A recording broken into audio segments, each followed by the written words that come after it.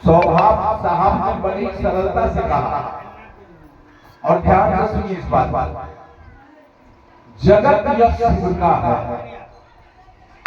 इच्छा मात्र प्रभु सृष्टि। यह जगत, यह संसार वह शिव का है, और यहाँ के हर एक वस्तु पर शिव का अधिकार है। और शिव को कहा गया है कि वह भोला बाबा सबके बाबा और चंदा मामा सबके बाबा। तो बाबा की संपत्ति पर पोता का अधिकार हो सकता है, जितने भी जायदाद संपत्ति है सब पर उनका, जगत की जो भी चीज है सब पर हमारा अधिकार हो सकता है, सिवाय एक ही छोड़कर, जब तक उस शिव के ज्ञानदाता स्वरूप से जुड़कर हम उसे ज्ञान नहीं प्राप्त करने में जाते हैं। बाबा ठाकुर हमारे करोड़पति, अरबपति, खरबपति, जमीन जायदाद के कागज रखे हुए है, धन संपत्ति रखे हुए है, पोता से बहुत प्रेम है, बेटा से बहुत प्रेम है, वो निकाल के संपत्ति बांट देंगे दशासी में, लोग बराबर बराबर बराबर सबके ऊपर जाओ। लेकिन ज्ञान जो उनसे लेना चाहेगा उसी को वो ज्ञान देंगे कि ज्ञानों पर अधिकार हो जाएगा, नहीं हो सकता। तो यही स्थिति है, उस शिव के ज्ञानदाता स्वरूप से जुड़ना हमारा आपका विवशता है।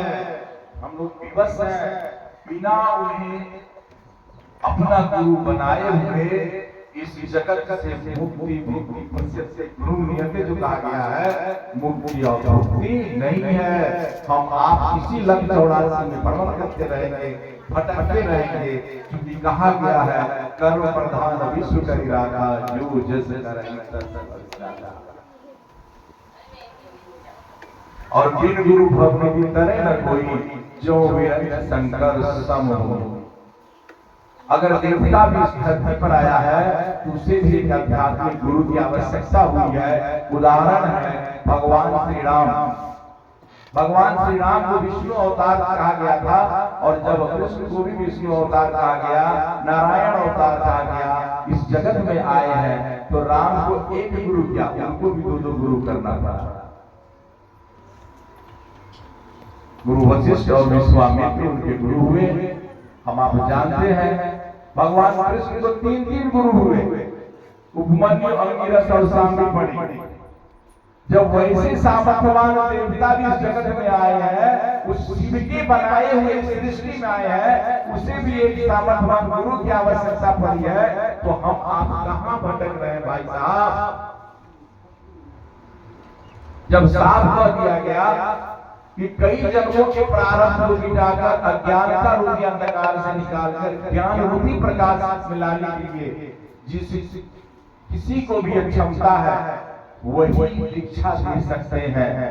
और धर्मशास्त्र ने इसको खोल दिया, समझा दिया, कहा भाभी मेढ़ सकै त्रिपुरारी। त्रिपुरारी किसको कहा गया? शिव को। यानी भाभी वही मिटा सकता है।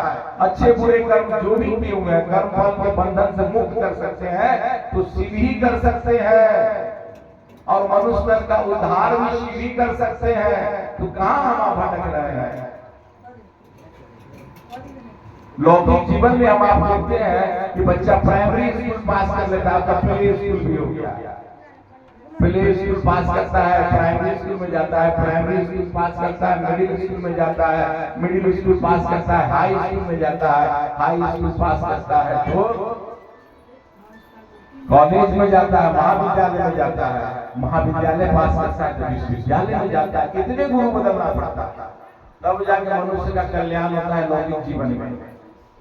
और आध्यात्मिक जीवन में क्या, जगत गुरु इतने बेकार है कि हम आप छोड़कर उनको, और जब पड़ती है फेरा उसी से हम आप लेते हैं। अरे जगत में जीने के लिए एक एक कदम बढ़ाने के लिए ज्ञान की आवश्यकता है, और वह ज्ञान वह परमात्मा शिव ही दे सकते हैं, क्योंकि उनका करुणा भाव, दया भाव निरंतर बह रहा है, अहर्निश बह रहा है। जरूरत है सिर्फ और सिर्फ अस्थायी भाव से शिष्य भाव अर्पित करने के लिए, चाहे आप में श्रद्धा हो, विश्वास हो, समर्पण हो अथवा नहीं हो।